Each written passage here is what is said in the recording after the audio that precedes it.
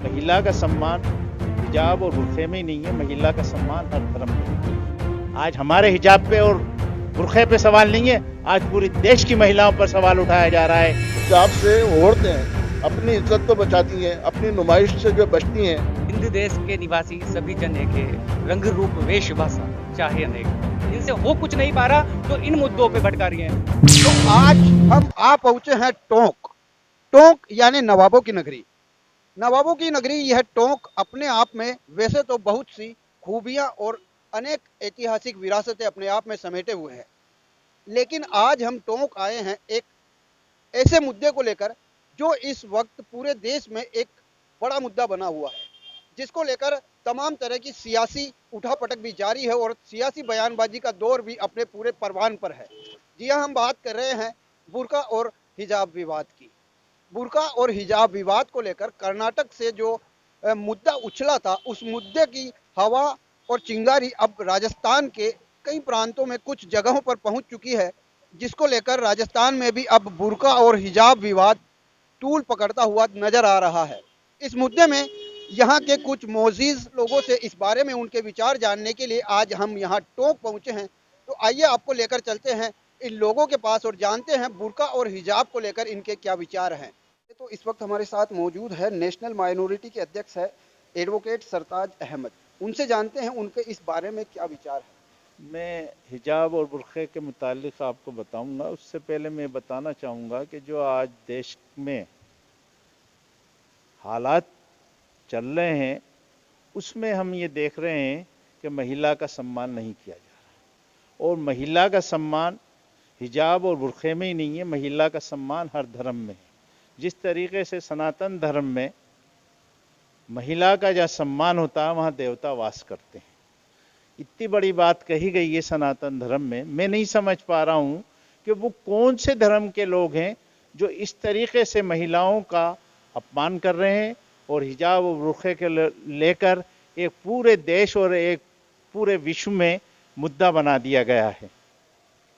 जहाँ तक इस्लाम का ताल्लुक़ है तो इस्लाम के में हमारे कुरान शरीफ के पारा नंबर 24 और आयत नंबर 31 और 33 में अल्लाह ताला ने फरमाया है कि जब बच्ची बालिग हो जाए, 12 साल की हो जाए और उसके अंग दिखने लगें तो उनको अंगों को ढांपना चाहिए कि जिससे उत्तेजना पैदा न हो। और हमारे कुरान में तो ये भी फरमाया है औरतों के लिए नहीं, मर्दों के लिए भी, कि वो भी अपनी शर्म रखें और नज़रें नीचे रखें। ये तो हमारे हिजाब से मुताल्लिक है। मैं बता देना चाहता हूँ आपको कि आज देश में ऐसे मानसिक विकृत मानसिकता के लोग हैं जो कि आज पूरे देश का वातावरण खराब कर रहे हैं। मैं आपको उदाहरण देना चाहूँगा, एक कली का दे रहा हूँ जो कि एक संवैधानिक पद पर है और बहुत बड़े पद पर है। क्या नाम है? हेमंत बिस्वा, जिसने कल यूपी में एक बयान दिया कि मैं ये पूछना चाहता हूं कि राहुल जी प्रमाण मांग रहे हैं। वो जिक्र कर रहे थे ये जो है क्या नाम है, कारगिल में जो वो हुई थी स्ट्राइक, सर्जिकल स्ट्राइक, उस मामले में कि राहुल जी प्रमाण मांग रहे हैं। तो मैं ये बात पूछना चाहता हूं राहुल जी से कि वो किसकी संतान है, किस पिता की संतान है। तो आप अंदाज़ा लगाइए कि इस देश का क्या हाल होगा। आज हमारे हिजाब पे और बुर्खे पे सवाल नहीं है, आज पूरे देश की महिलाओं पर सवाल उठाया जा रहा है इस पार्टी के द्वारा। तो मैं यही कहूँगा कि हम लोगों को, जो हमारे देश के लोग हैं और देश के नागरिक हैं और जो इस संविधान को मानते हैं, ऐसे लोगों के विरोध में खड़ा होना चाहिए। हिजाब भी आज मुस्लिम महिलाओं का मसला नहीं है, ये सारी देश की महिलाओं का मसला है कि उनकी इज्जत को कायम किया जाए। मेरा यही एक मैसेज है पूरे देश की महिलाओं के लिए और उन लोगों के लिए जो हमारे देश के संविधान को मानते हैं। धन्यवाद। नेशनल माइनॉरिटी फोरम के सेक्रेटरी मुमताज राही भी हमारे साथ मौजूद है। उनसे ये जानने की कोशिश करते हैं कि बुर्का और हिजाब को लेकर उनके इस धर्म में जो कुछ भी कहा गया हो, लेकिन ड्रेस कोड की बात की जाए तो स्कूल की एक ड्रेस कोड होती है, उसकी एक गरिमा होती है। नहीं, इसमें गरिमा खत्म होने वाली बात नहीं है। एक्चुअली क्या है कि हिजाब जो है वो ड्रेस के ऊपर भी पहना जा सकता है।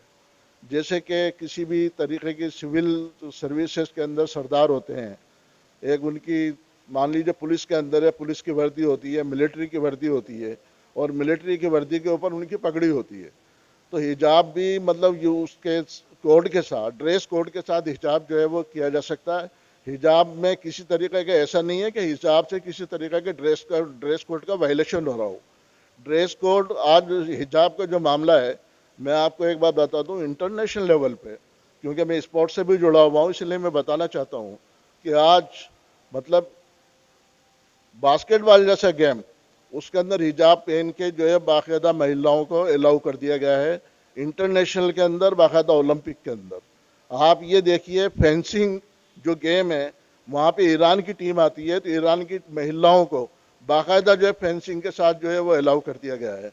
तो ये चीज़ें आप ये देखेंगे कि इंटरनेशनल लेवल पर जो हिजाब को बाकायदा सेफ गार्ड किया जा रहा है। यानी कि अभी इंटरनेशनल जो अमेरिका के अंदर भी जो एक सेक्रेटरी हैं, वो हिजाब पहन के बाकायदा जो है वो सारी की सारी काउंसिल की मीटिंग को अटेंड करती हैं। आज एक जज है, इंडिया के अंदर ही एक जज है जो हिजाब पहन के बाकायदा जजमेंट देती हैं। आज कई ऑफिसर्स हैं जो हिजाब पहन के जो है वो ऑफिसर्स को अटेंड करती हैं। तो ये एक मुद्दा बनाना कि हिजाब जो है वो किसी तरीके से धार्मिक नहीं, एक्चुअली क्या है कि हिजाब से औरतें अपनी इज्जत को बचाती हैं, अपनी नुमाइश से जो बचती हैं। हिजाब ड्रेस कोड के साथ कोई परेशानी नहीं है, ड्रेस कोड हो, लेकिन उसके साथ अगर हिजाब होता है तो महिला की रक्षा है, और महिलाओं की रक्षा करना जो है हमारा धर्म है।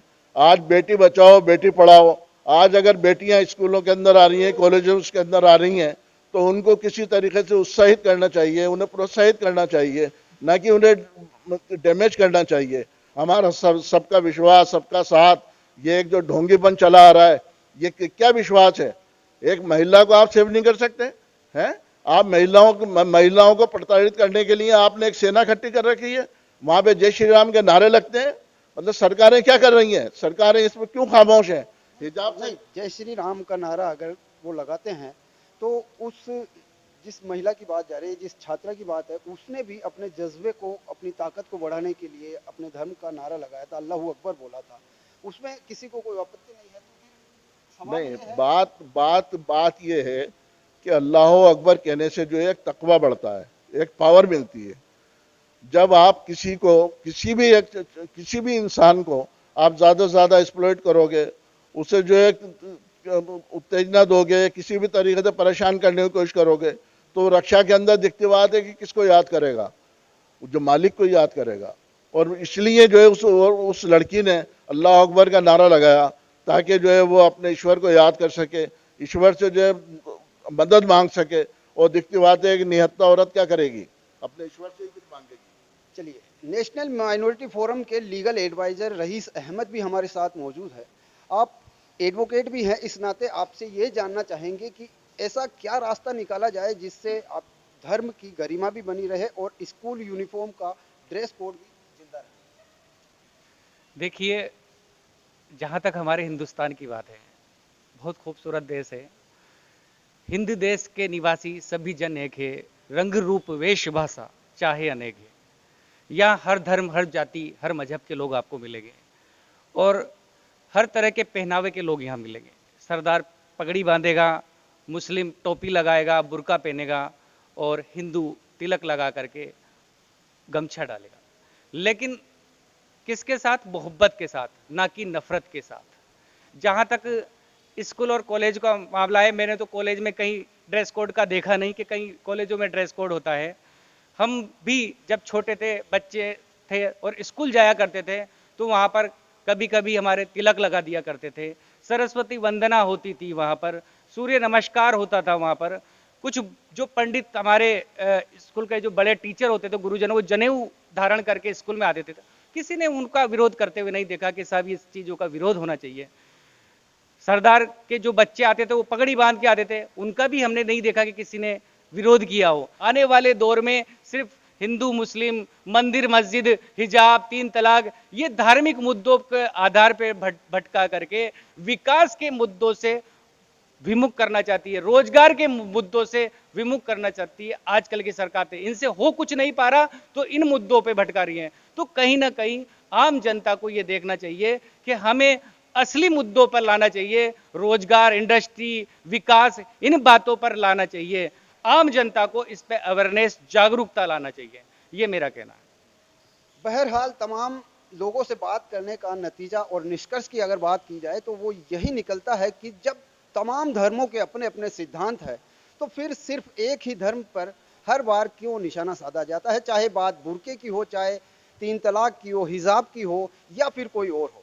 जब सभी धर्मों के अपने अपने सिद्धांत है तो फिर इस धर्म को भी अपने सिद्धांतों का पालन करना चाहिए। ताकि ड्रेस कोड की अगर बात आती है, ड्रेस कोड के साथ साथ इन लोगों का यह भी कहना है कि जिस तरह से सरदार होता है वो कहीं भी हो, अपनी ड्यूटी पर हो या कहीं भी हो, पगड़ी पहनता है, तो फिर इन धर्मों के जो सिद्धांत है उनको भी जिंदा रखना चाहिए। टोंक से पवन कुमार, द सारांश।